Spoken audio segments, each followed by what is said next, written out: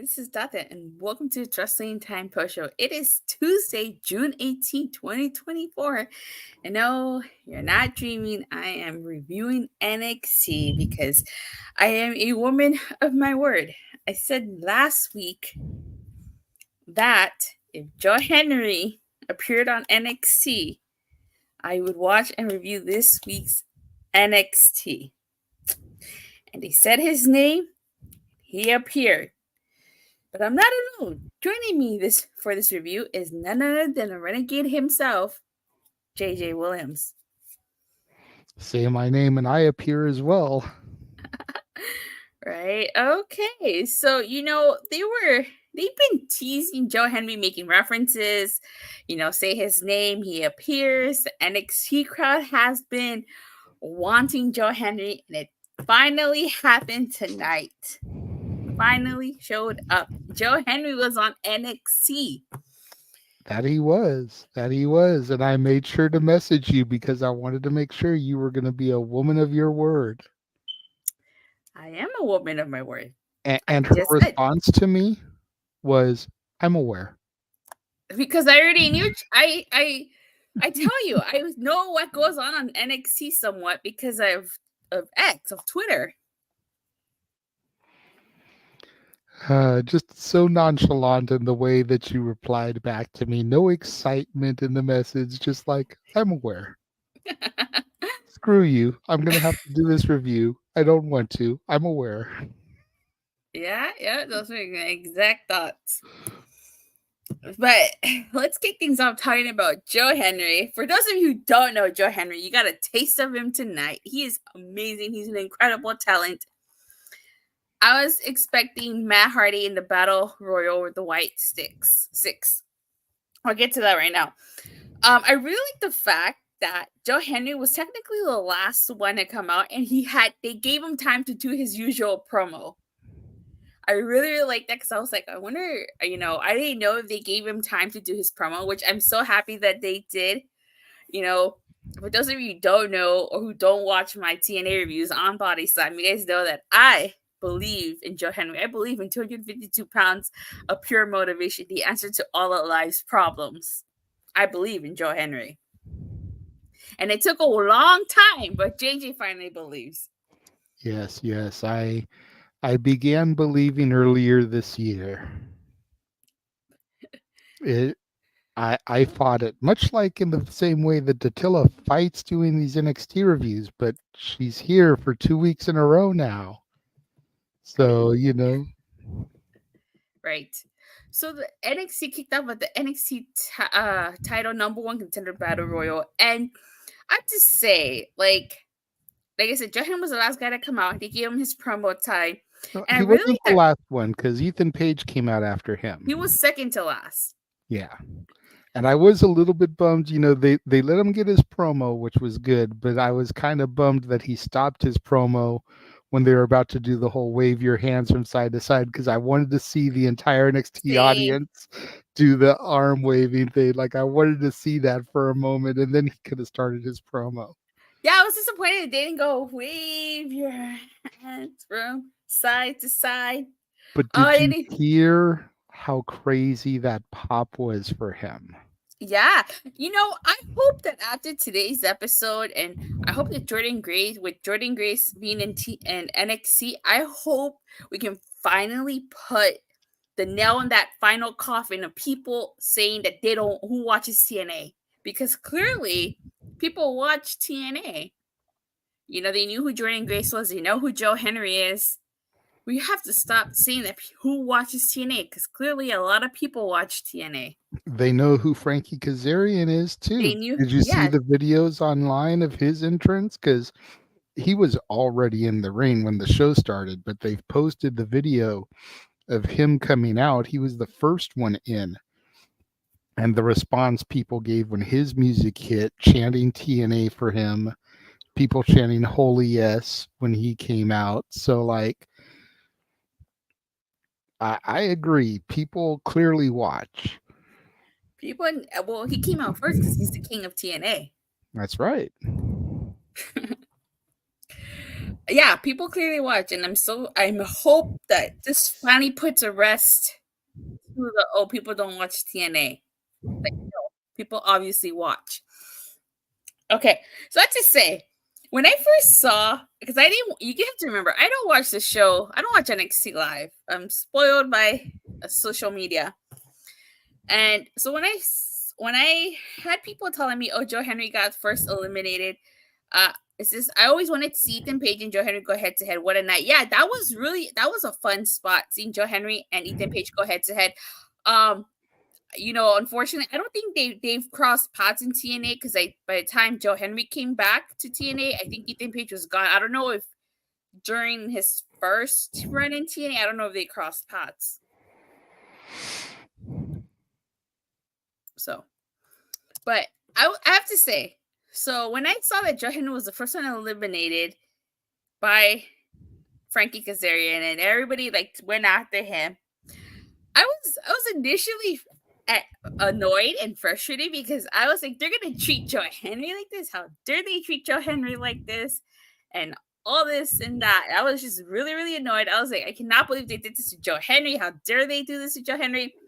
But then I saw the backstage promo that he did with Shawn Michaels. And let me tell you something. For those of you who don't know, Joe Henry's not a serious character. He's a very unserious character. And a lot of people have been saying that he needs to get serious. And hold on. Io says, what a show. So happy for Joe and Cass. Me too. And a lot of people say he needs to get serious. And that promo, that whole interaction that he had with Shawn Michaels, I really dug that. And we need to see more of that Joe Henry in TNA. That Joe Henry could possibly, people could take serious to beat Moose and to beat the system and to become number one contender for the TNA world title. So, and after seeing what actually went down, I mean, you have to think about it from a viewer's perspective. Sure, Joe Henry was the first one eliminated, but how many views is his elimination going to get? How many views is that video going to generate? It's going to bring a whole new eyes to people who don't know who Joe Henry is. And clearly there's a lot of people who don't know who Joe Henry is because, this might be the first time people ever saw him. One of the things that I did like was that it was Frankie Kazarian who eliminated Joe Henry. Because as you know, they had a match this past weekend at Against All Odds, a match which Frankie Kazarian won. And it doesn't seem like their feud is over. So I really like the fact that they're incorporating the TNA stuff into this. But that I thought that was great. I thought that backstage interaction with Shawn Michaels was great and really changed my mind on the whole situation, because had I not seen that, I probably would still be pissed off that Joe Henry got eliminated first.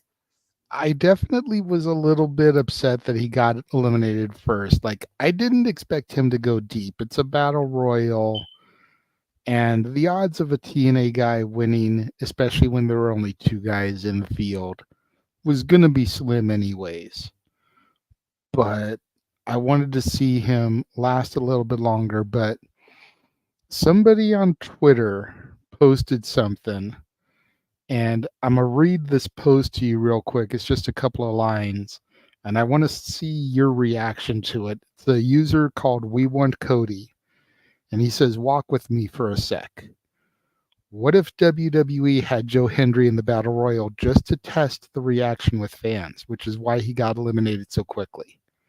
Then he goes on to say in that promo with Shawn Michaels, any place, any show. What if he replaces Chad Gable in the Money in the Bank qualifier on Raw?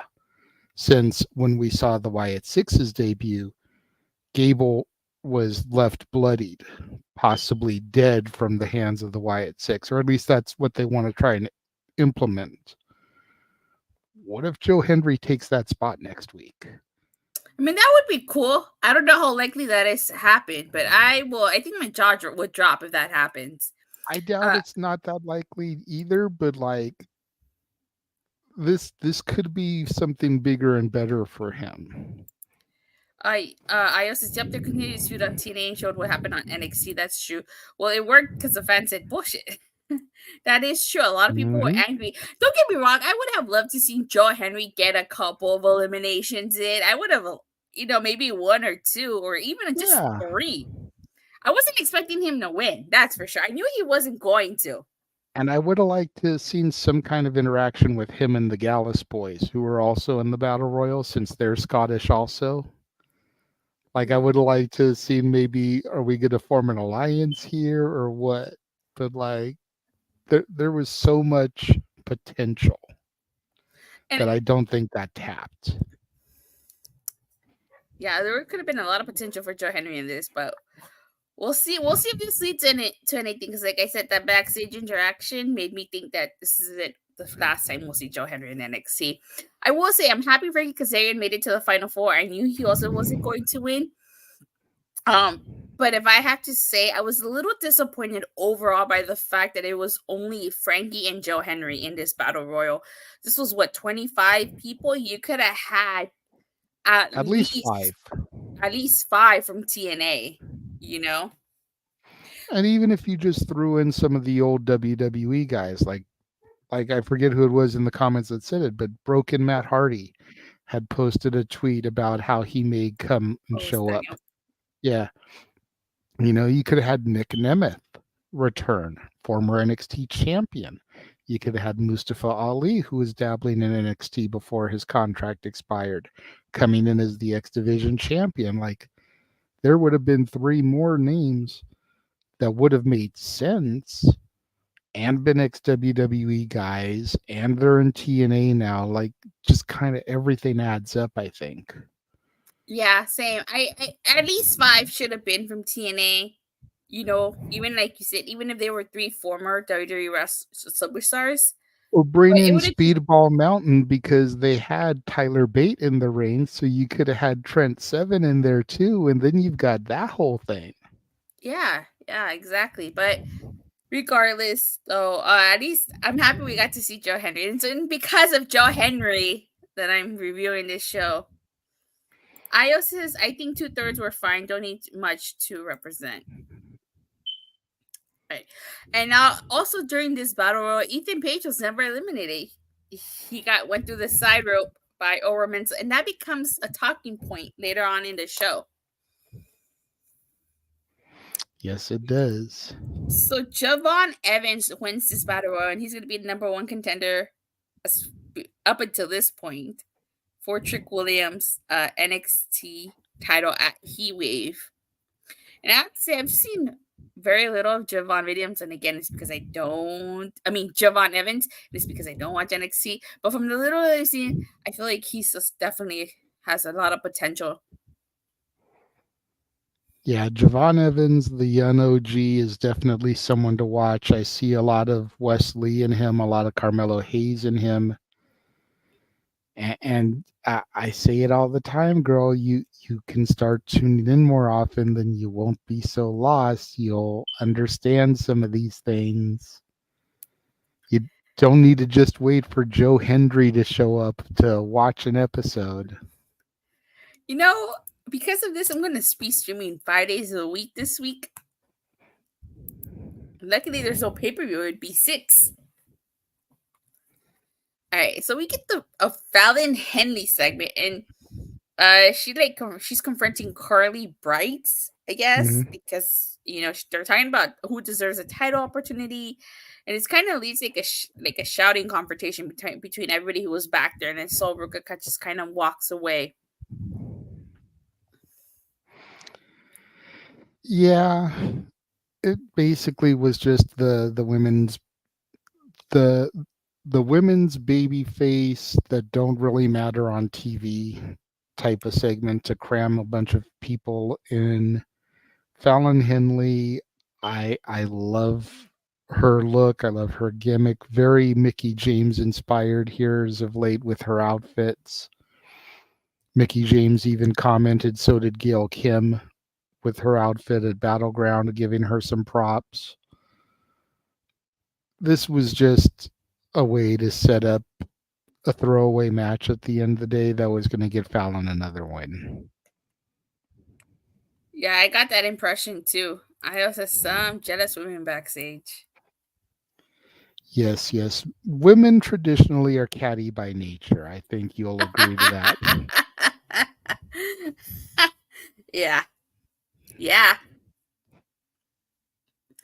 So we also get a Lola Vice segment, and basically the whole point of this is that Roxanne Perez tells her that she doesn't trust her or trust anybody. Because she knows she's coming out, she wants that title. Of course. I mean, you want whatever championship there is if you're in a company, like that's the end game. And Yeah, Lola Vice is definitely the one that it seems like they're building to be the successor. definitely. I can see that. She's got potential for sure. Absolutely. As a former UFC fighter, MMA fighter, she's a legit threat to any woman on the roster. Yeah, she is. So next we get your favorite tag team in that segment, Chase You. It's like this, right? Mm-hmm. Like that. Okay. And they're basically talking about Ridge's performance in that battle royal. And they finally give him a shirt. So and then like this is sets up a match between Chase You and the Good Brothers. What do you think of this?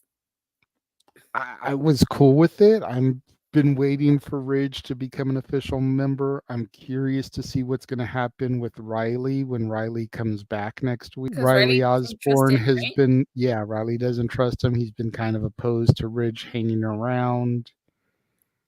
And yeah, it's going to be interesting to see Riley's reaction when he sees Ridge wearing a Chase U shirt and realize he's official now. I believe they said he was in the UK. Yeah. All right. So next Or at we least get that's the angle they're working. He could have just been sick and unable to come, but. mm-hmm. Next we get a triple threat tag team match. It's Lash Legend and Jakara Jackson versus Jacy Jayne, Jazmyn, Nyx versus Lola Rice, and the NXT Women's Champion Roxanne Perez. So I really like I know Cody Rhodes gave because again, thanks to Twitter, I know that Cody Rhodes gave Jacy Jayne his old that mask, His dashing mask. his dashing mask. So now she's wearing it. But I thought this was a pretty decent match.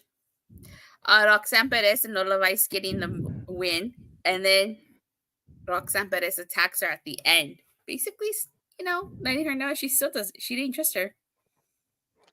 The thing I was a little bit surprised about here is that we didn't have Alba Fire and Isla Dawn ringside watching.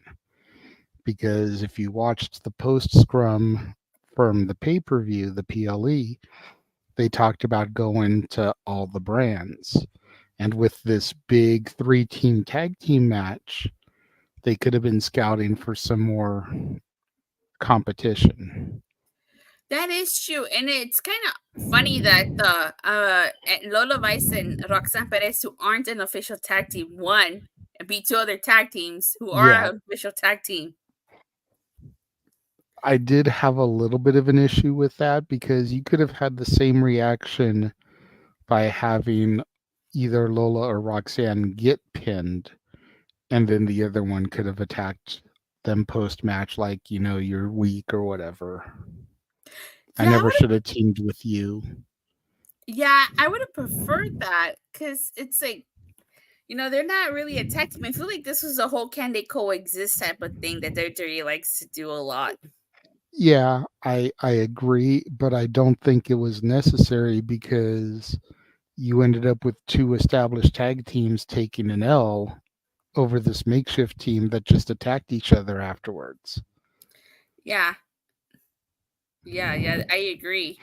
I honestly, the way I would have done it is I would have had either one of the other teams pin Lola Vice and then have Roxy attack her and blame her for the loss. Mm-hmm. I feel like that would have been much more effective.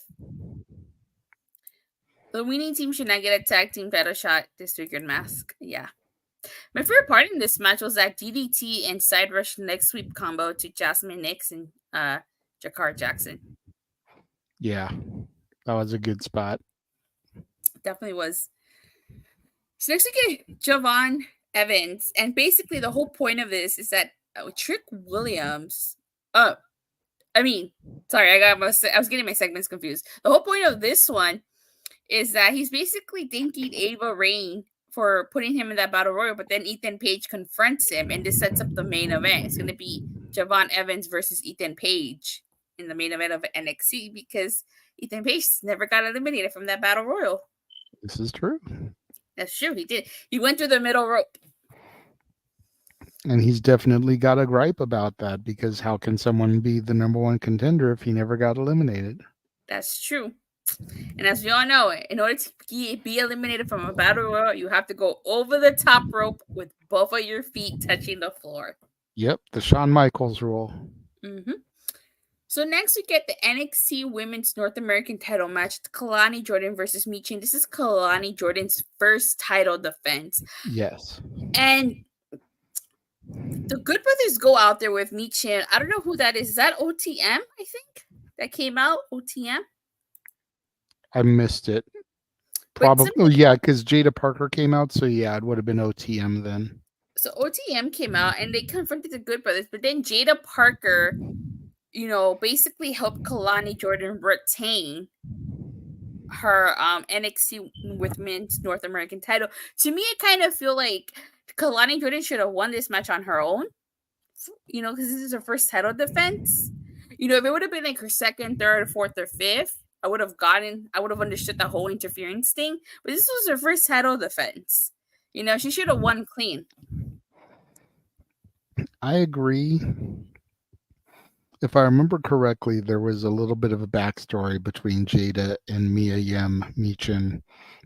So that explains that whole thing right there. I think mainly they wanted to see if Kelani could go toe-to-toe with a vet like Mia Yim and look good.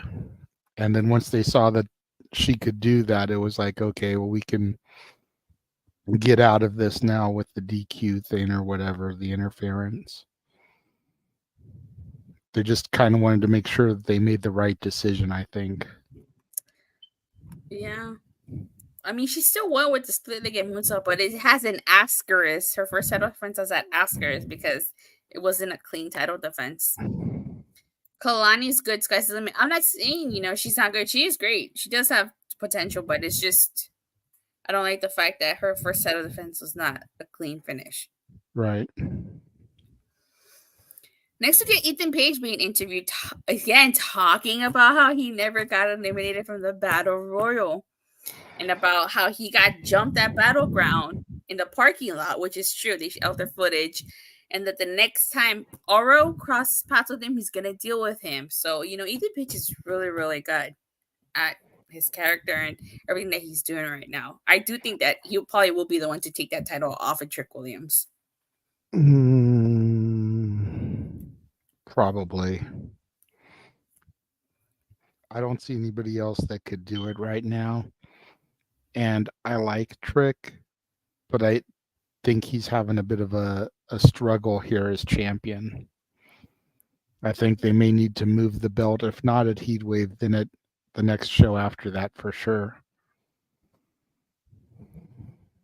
Yeah, I can see why you say he's struggling because ever since his feud with Carmelo Hayes ended and Ilya Dragunov, it's like, who's that next major obstacle for Trick Williams? Mm-hmm. So Nathan Frazer and Axiom have a segment backstage, and I got the feeling like maybe they're setting up for a split because Axiom wasn't too happy. Seemed like he wasn't too happy with the fact that Nathan Frazer didn't tell him he was in a battle royal. And he kind of brings up the fact that he thinks the tag titles are not good enough for Nathan Frazer. And then Luca Cusafino brings him a contract for the Heritage Cup, which Nathan Frazer immediately signs. Yeah, definitely looks like we're heading down the road to the split here. I'm not really a fan of it. I don't know if either man can really cut it on their own. there's certain tag teams that you look at the participants and it's like, well, this guy is obviously going to be the star, and this guy, for lack of a better term, is going to be the Marty Jannetty. And then there's teams that you look at and you're like, I don't know if either one of y'all is going to be that good on your own. And I just feel like Axiom and Nathan Frazer are one of those teams. Like, I think they need each other way too much. Why do you say that? Neither one of them has shown anything to me to be like that breakout single star. Okay, I see. Like in the case of Briggs and Jensen here, who recently broke up and went their own separate ways. Like, you could see Briggs was kind of carrying the team, and he could probably do something good on his own. And likewise, Jensen has barely been used since they broke up. So you could kind of see the dynamic there. But these two, like, and unfortunately, they're that cruiserweight style that there's not really a cruiserweight championship in NXT anymore. You've only really got the North American title. I don't see either one of them being like that, oh my God, I'm going to pay money to see them superstar on their own. I also see agrees. There's too many high flyer singles right now. Mm-hmm. So next we get an Oba Femi promo, and I have to say, quite an amazing performance by Oba Femi at Battleground. He looked like a freaking star out there, and they have been doing a good job at establishing him as a monster. Mm-hmm. I just am afraid they're backing him into a corner where it's going to become, so who beats him? I see your point. It's kind of like what they did with Roman Reigns. Like, they strung him along on an almost 4-year run, and it's like, we've got to get him beat at some point. There has to be that chink in the armor. There's got to be that Achilles heel. What is going to be the thing to finally beat Oba Femi? Joe Hendry? If it wasn't for the fact that Oba Femi is still, relatively new, I would say have him run through the. I would say keep the belt on Trick Williams, or have him lose to Ethan Page and then get it back, and then have Oba Femi run through the roster and be Oba Femi the one who challenges Trick Williams for that title. Yeah, I almost think like they're either going to need to have Wesley beat him, since Wesley had to surrender his title and never was actually defeated, or they need to have Oba Femi do an option C and turn in the North American title for a shot at Trick. Chitty's World says, "Yo, NXT was amazing tonight. Glad you tuned in. Only tuned in for Joe Henry." We keep saying his name. Maybe he'll appear on our show. One of the things I like about this promo was, did you catch that Riddler reference that he made? Where he's like, riddle me this. I was like, oh, that's a Riddler reference. Chitty says, for some reason, I thought Moose was about to come out for Oba. I think Moose said on Twitter that he wouldn't come after Oba. Yeah, something about he doesn't do Nigerian on Nigerian, confrontation. Yeah, he said something about that. So back to this segment, I felt like this. I kind of feel like how you mentioned how Wesley either has to beat him or do some type of option. I kind of feel like with this segment, it kind of seems like Wesley would beat him because Oba Femi basically told him this is his first and final time challenging for the North American title. So I got the impression that he is going to beat him. It's not going to be an easy battle. Huh? Part of me wants him to. It's definitely not going to be an easy fight for Wesley, but it's going to be a fight. So next we get Hank and Tank. Basically, they're going after New Catch Republic. because Tyler Bate was in the Battle Royal. Yeah. Just a throwaway segment at the end of the day. Hank and Tank are goofballs. They've been around for a while, but never really gotten their legs underneath them. And I guess they feel like, New Catch Republic is a good way to try and establish themselves, especially since they're not on NXT all the time, because they're on SmackDown. So next we get Quarter Catch Crew. They're talking to, who are they talking to? Tavion Heights. Yeah, about joining new Quarter Catch Crew. And the whole point of this is that Charlie Dempsey sets up a match between Miles Bourne and... You almost call him Patrick Dempsey. Yes, almost again. Okay, can you blame me? When I take my notes, I just write Dempsey. I'm not going to write Charlie on there. I write Dempsey. Just put Regal's son.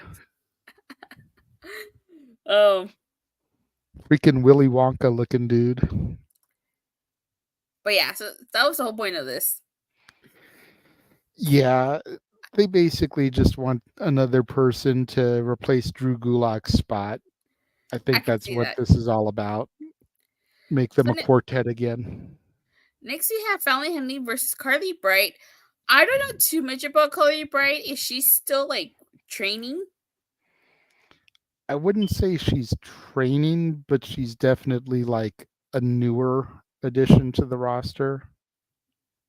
She's only had one, maybe 2 matches on the official NXT show because I don't watch Level Up. Mm-hmm. So yeah, it kind of showed. It kind of showed here during this match that she hasn't had too many matches.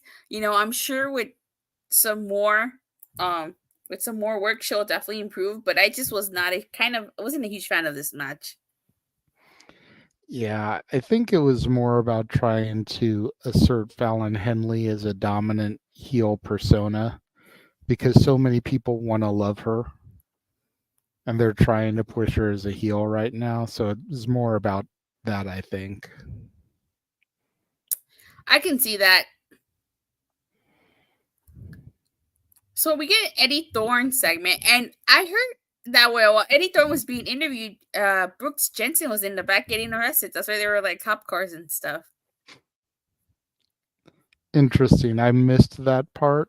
I saw the interview, but I didn't pay attention to the stuff going on behind him. If there's one thing I learned from NXT Black and Gold is always pay attention to the parking lot. Okay. Good to know. See, look, you're educating me on NXT now. I said NXT Black and Gold.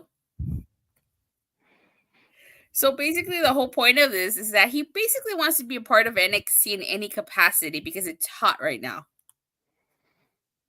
Exactly. NXT is hot right now. It's the best show every week. More people need to start watching it. Tuning in on a regular basis. I wouldn't say it's the best show every week. Might be one of the best, not the best. So next we get a second Javon Evans segment. The whole point of this one is that Trick Williams calls Ethan Page an outsider who basically hustled his way into a title match. Mm-hmm. So that was that. I get the whole Javon Evans, Ethan Page storyline thread they were trying to run tonight. But I feel like there were way too many segments on this, and there's no reason why we couldn't have got the Joe Hendry, Shawn Michaels thing actually on TV in place of one of these things. I'll say more about that at the end of the show. So you get the Good Brothers versus your favorite faction, Chase U here. And Andre Chase pretty much took a beating the first half of this match. I mean, things didn't pick up for Chase U until Doc Hudson came into the picture. Duke Hudson. I thought it was Doc Hudson. No. My bad. Doc Hudson is the car from Cars. Oh Oh my god. The Oh, my Hudson bad. Hornet, My Doc. bad. Sweet baby Jesus. You owe me another episode of NXT just for I that don't know. one. I'm not gonna watch another episode of NXT. All Uh-huh. right. So You say when that now. And then next week another TNA person will be there and you'll be like, damn it, I gotta watch it. I hey, Jordan Grace had a match that second week after she appeared. I only saw her match. So one interesting here is that Duke Hudson pinned Carl Anderson, but the camera, you can't see what Ridge Holland did or if Ridge Holland did something because the camera is facing the other side of the ring. So you can't really tell what happened. But something happened because when they go backstage, they're talking about how they wish Riley was there for their victory. And they're kind of talking about what the OC was complaining about. And when Thea Hell and Andre Chase walk away, Duke Hudson and Ridge Holland are kind of just looking at each other. So something must have happened that we were not able to see on TV. What I think happened is I think Ridge kind of like grabbed a hold of Duke or Carl to make sure that there was extra leverage or that Carl couldn't kick out and basically cheated to win. And something you would know if you watched more and followed my Chase University, Andre Chase hates cheating. He always wants to either win or lose by his own merits. Anytime anyone tries to cheat and he catches it, he always reprimands them. So the fact that he had been pretty much brutally beaten and Ridge was able to pull this off to kind of get them a victory to try and, get them to trust him more. That's what I think happened here. If you look closely, you could see Ridge's arm move a little bit, but you can't see what he's grabbing.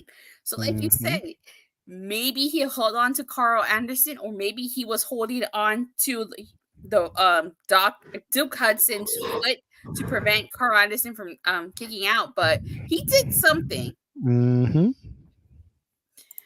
Daniel says, who knows, Moose in the system could invade NXT. That would be awesome. I don't know how likely that is. I mean, I trust the system. I know JJ doesn't trust the system. It took him forever to believe in Joe Henry. It did. Yeah. I could see Myers and Edwards, though, versus Frazer and Axiom. Battle of the Tag Champs. Okay. I don't know how likely that's to happen, but we'll see.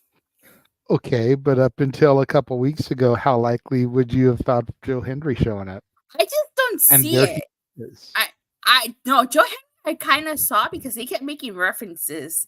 I haven't seen any references to the system. If they start making references to the system, like if they start saying, oh, you gotta trust the system and stuff like that, then I'll be like, okay, I think the system's gonna show up. But they haven't made any type of hint or given me any reason to believe that the system's gonna show up. So we get a Kelani Jordan segment. And one of the things I like about this is that Ariana Grace shows up and she thought Kelani Jordan was talking about her because she was talking about how the person who deserves a title opportunity is someone who doesn't complain, they're not owed anything. And Ariana Grace is like, oh, you guys are talking about me. But in reality, she was talking about Sol Ruka, and it was going to be Sol Ruka versus Ariana Grace next week. Yeah, that's going to be a good one. I have a feeling that we're going to get to... I think Ariana might actually win next week because I want to save Sol versus Kelani for the PLE. I feel that's more of a money match. Ariana Grace can just kind of be the throwaway opponent in the meantime.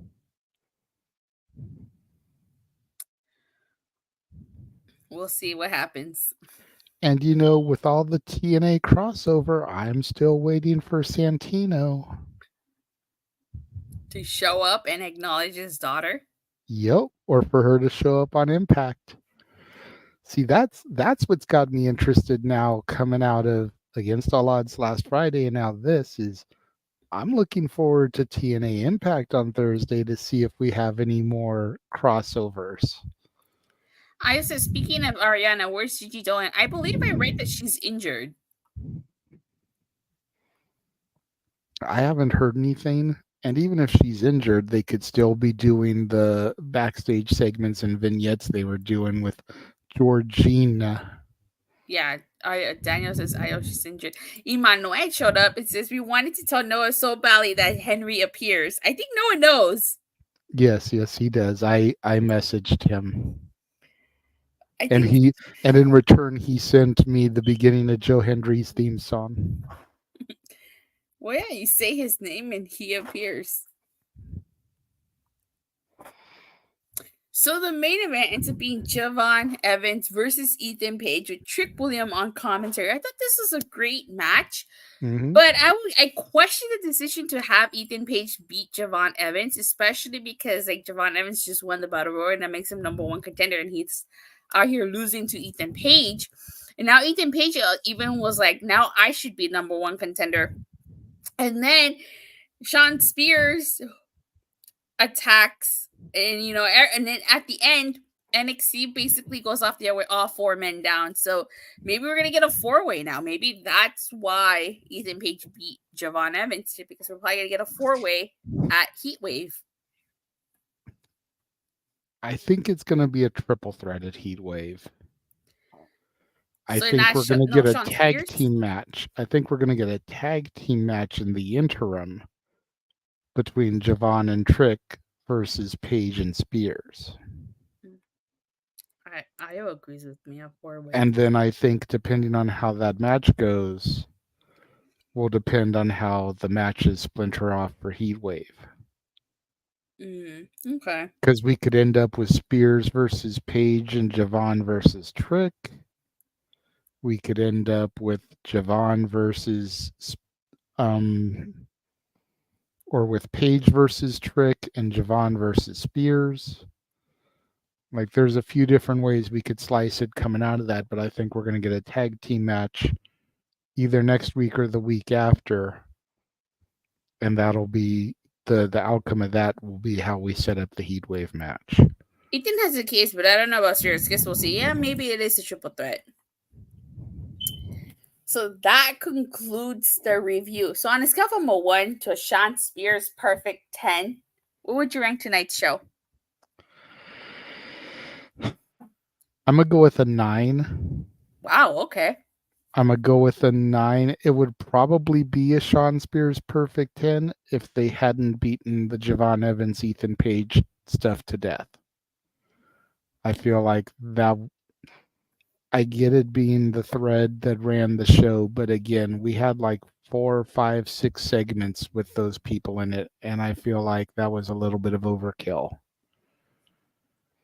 I feel like we could have trimmed back on that just a little bit, but Joe Hendry, Frankie Kazarian, the Hendry Page face-off, Kelani Jordan's first title defense, like this episode just fired on all cylinders for me. Okay. So, I'm going to say this.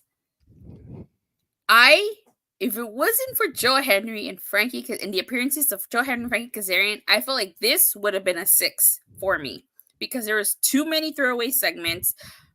There were multiple segments for people, like you said, Javon Evans, Trick Williams.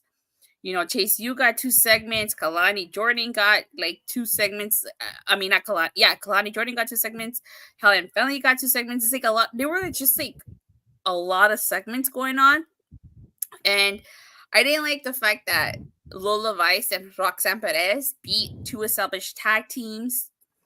So if it wasn't for Frankie Kazarian and Joe Hendry, this would have been a 6. But I'm going to be generous and give it a 7.5 for the simple fact that I really did like what they did with Joe Hendry and Frankie Kazarian. But I feel like it would have been a much stronger episode if you would have removed 1 or 2 backstage segments and thrown in the Joe Hendry segment in there. Okay. I mean, I definitely don't argue you on that, on the throwing the segment in with Joe Hendry and pulling a couple other things out. As far as the people that had like 2 segments that you were saying, like Kelani and Fallon and whatever, that I'm willing to forgive because you've got essentially the segment that sets up the match. So that I can kind of mess around with and give it, but like I said, the Javon Evans, Trick Williams, Ethan Page thing, like, you've got your notes there. I think we had like 6 segments with them. Yeah, we had a lot of segments. That was a bit of overkill. I just kind of made me laugh. Overall, fun show tonight. He says, I'll be back when something in NXT interests me. LOL. This is NXT TNA is just getting started. Hashtag WWE NX TNA. We'll see. We will see. But as we get ready to wrap up, is there anything you want to plug? Just got a ton of watch-along events coming up. I don't know if you've got that video loaded in or not. I do. I had to convert it, but I do. I have it. So I'll play it right now. I'll play it right now after you finish plugging. Is there? But, I mean, you can just find me on Twitter right here, ROWJJ Williams. And then just make sure you tune in to myself and the rest of the multiverse team, Datila included, for all the upcoming watch-alongs that we've got, because for those of you out there that don't follow, that don't know, we do watch-alongs for WWE, NXT, TNA, AEW, Ring of Honor, New Japan. We've started doing Mission Pro Wrestling now. We've got UFC. We've done pro sports watch-alongs for the NBA Finals. Like, there's so much stuff coming up on the horizons. If you can't find something on the channels that you like, then you're in the wrong fandom. Yeah, I'll go ahead and play the watch-along here so you guys can see what he's talking about.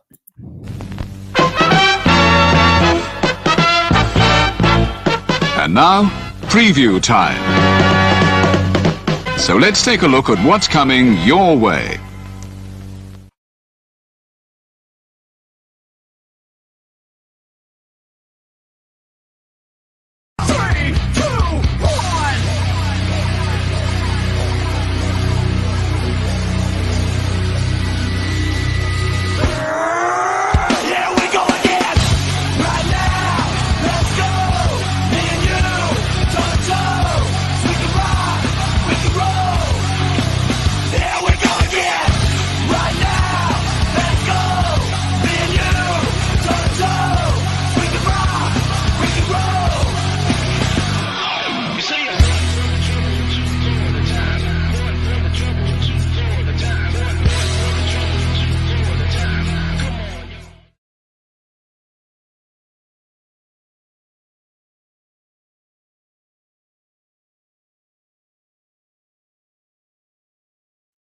Yeah, so that was a watch-along trailer if you guys want to check out some of the watch-alongs. Now, as for myself, you can follow me on Twitter at @Datila_. I talk all things wrestling, AEW, WWE, TNA. I go live every Monday, Wednesday, Friday, the occasional Saturdays and Sundays. And for all things TNA, if you want to hear me talk about TNA, check me out every Thursday on Body Slam. And you can hear me, you can learn more about Joe Hendry and Frankie Kazarian if you don't know anything about them. But the $1,000,000 question is with Heatwave coming up, are you going to watch the next 2 weeks of NXT so you don't get lost going into Heatwave? Yeah, that's not going to happen. That's why I have you and your back brace. Tell her, people, Ayo, Daniel, Emmanuel, tell her, watch NXT. You know, you can join the club, and if I had $1 for every time you guys wanted me to watch NXT, I would probably have a lot of money right now. Yep. All right. Well, with that being said, guys, thank you guys all so much for watching and for the continued support. Please don't forget to like and subscribe. Make sure you hit that bell so you get notified whenever I go live or release a new video. And I'll see you guys tomorrow after AEW Dynamite. Bye.